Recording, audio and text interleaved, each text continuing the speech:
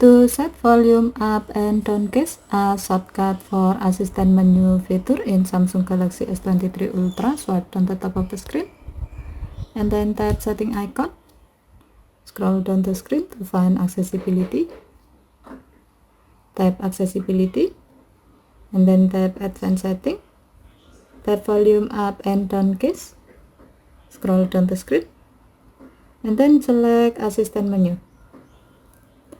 You can see that a pop-up menu appears to inform you about assistant menu and the permission needed by this feature. To continue, tap allow.